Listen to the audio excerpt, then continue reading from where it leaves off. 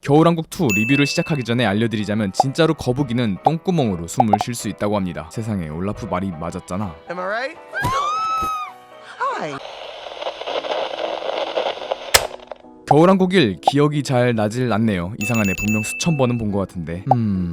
아니네요. 한 번밖에 안 봤네요. 단지 레디꼬를 귀에서 피가 날 때까지 들어서 그런 거지. 저 포함 많은 분들에게도 겨울왕국 1은 이런 느낌이 아닐까 싶습니다. 영화의 스토리나 짜임새보다는 OST 그리고 캐릭터들의 매력이 더 기억에 남는 영화요. 저에게 있어 애니메이션은 세 종류입니다. 아이들과 어른들 모두를 위한 애니메이션, 예를 들어 업, 월리, 센과 치히로 같은. 그리고 어른들을 위한 애니메이션, 무슨 생각하시는 거죠? 저는 리켓모티나 카우보이 비밥 같은 애니메이션을 말하는 거였습니다. 마지막으로 아이들을 위한 애니메이션. 결론부터 말하자면 저에게 겨울왕국 2는 아이들을 위한 애니메이션에 조금 더 가까웠습니다. 애들은 좋아서 환장하고 난리를 떨지만 옆에 있는 부모님들은 지루한 표정으로 그래서 이번 시즌에 울 딸내미가 사달라고 징징댄 인형들은 저거구나 라며 괜시리 지갑을 한번 쭈물락거리는 영화랄까요. 애들 데리고 영화 보러 갔다가 아빠 울어?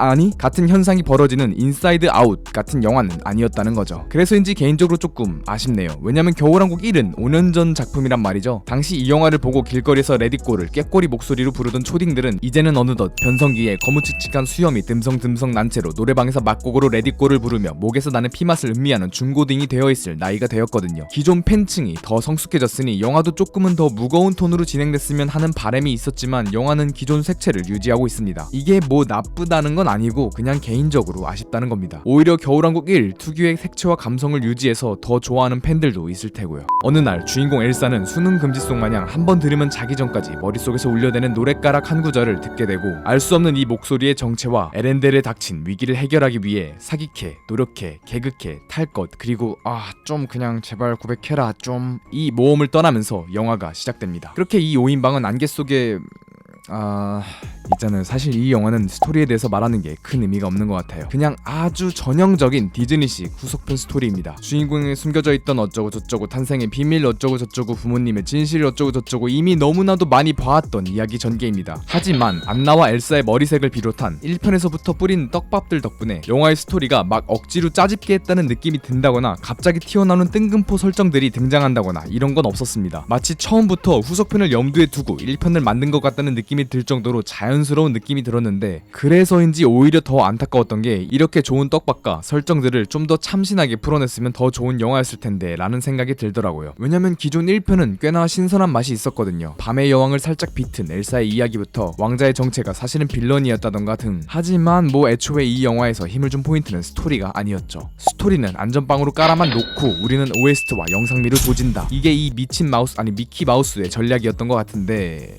젠장 대성공. 우선 OST 면에선 솔직히 레디꼬나 Do You Wanna Build a Snowman급의 노래는 없었던 것 같지만 사실 제가 뭘 알겠습니까? 전 제가 어릴 때 보던 클래식 디즈니 영화 OST 몇 개를 제외하곤 디즈니 음악에 큰 감흥이 없거든요. 1편을 봤을 때도 전 레디꼬가 그렇게 좋은 노래인진 몰랐는데 듣고 싶지 않아도 거리에 있는 모든 스피커들이 돌림 노래로 강제로 들려주기에 듣다 보니까 강제로 중독된 케이스이거든요. 여튼 그래서 OST는 잘 모르겠지만 단연컨대 영상미는 1편이 뭡니까? 최근 디즈니 모든 작품들을 다 씹어먹는 정도입니다. 그냥 보면서 이거 스토리가 조금 처지는데 싶으면 바로 눈에다 CG가루를 들이다 부어서 정신을 못 차리게 하더라고요. 그래 알겠어, 스토리 생각 안 할게, 진정해 를 강제로 생각하게 만들 정도로 환상적인 장면들로 가득했습니다. 특히 어둠 속에서 엘사가 마법을 부리는 장면은 정말 아름답더군요. 엘사 말고 마법이요. 마법.